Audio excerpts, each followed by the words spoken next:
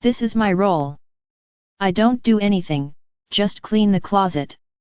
I don't forgive anyone. I don't judge, how am I going to forgive? So, when you do this procedure, do it with love, do it with pure regret, with total surrender to the moment, otherwise that closet will remain full, nothing will happen.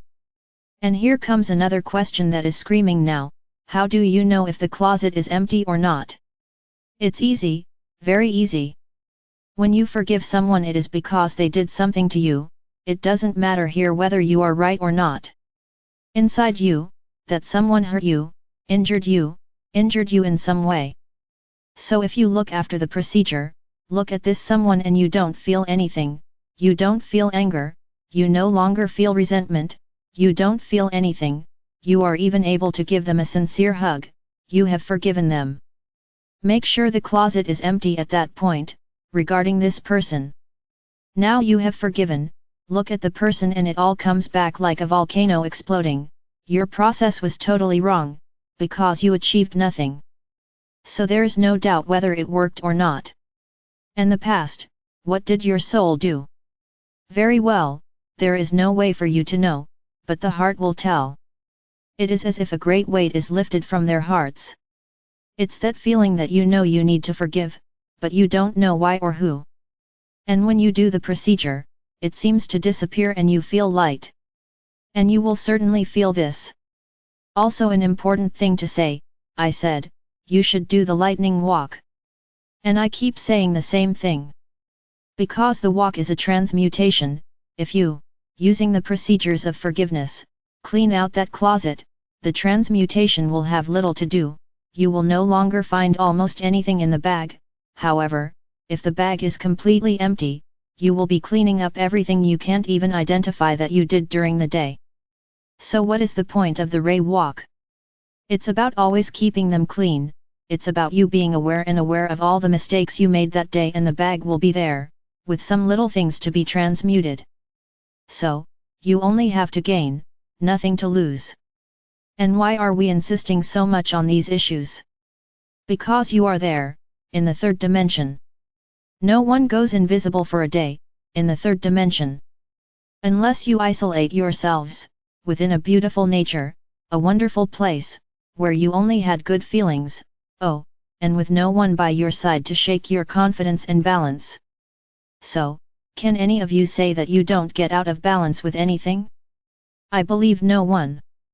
So, it's a way to always keep them as balanced and clean as possible.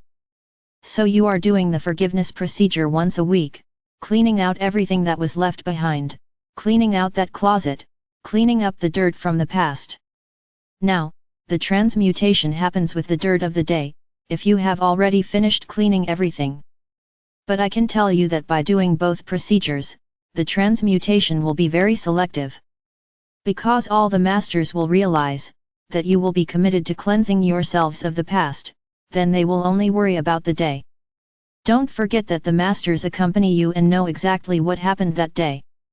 So, I'm going to make one thing clear here, I'm not forcing anyone to do anything, do whoever wants, do those who are actually concerned about effectively becoming fifth-dimensional souls.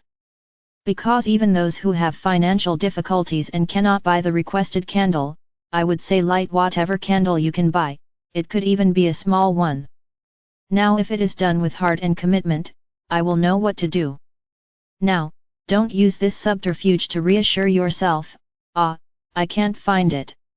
And he said, I could do it with anyone. I said that? Be careful what you interpret my words. Do not listen to what is convenient for you. So I will know how to interpret it, case by case. And once again, I say this to you, don't try to fool us, because you're not fooling us, you're fooling yourselves. Whoever can buy will buy what is asked for, this is also a form of consciousness. Be very careful with what you interpret, very careful. And I say this, it's not to keep asking others what needs to be done.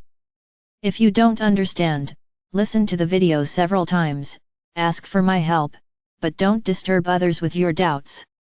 In fact, there is no need to have any doubts. Anyone who has never done the forgiveness procedure will be informed in this video. So don't ask where it is either. You will be informed. I'm not being rude to any of you. I'm making you learn to live for yourself.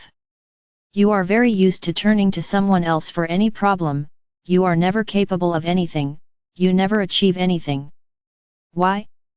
Because you are used to always asking for help from others.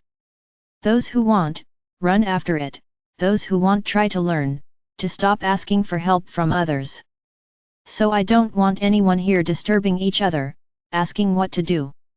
I hope I was quite clear. Honestly, I wouldn't want to say that here, I would prefer to just say what needs to be said and nothing more. But you insist, don't learn and continue using each other. When will you learn? When? When despair arrives.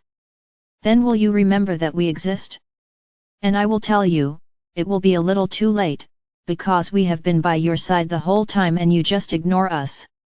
In times of despair, do you come and ask for help?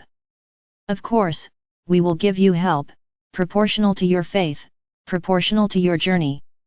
Only that. Don't blame us later if things don't work out. We are being very clear, all of us. If you want help, ask us. As long as you don't believe in this, that we will help you, you will continue to leave us far away, despising our help. This is what you do. So, I don't want anyone asking someone else for help. Was I clear? Learn how, when you don't understand, ask for our help. We are giving you time to learn this, but many, unfortunately, continue to ignore it, continue following the same path they have always had, of using others as a crutch, of never chasing anything, always asking others. I am Archangel Michael. I'm not here to please anyone, nor to rub your head. It is not, nor has it ever been, my mission. My mission is to call them to reason, to call them to attention, because only in this way can you sometimes open your eyes.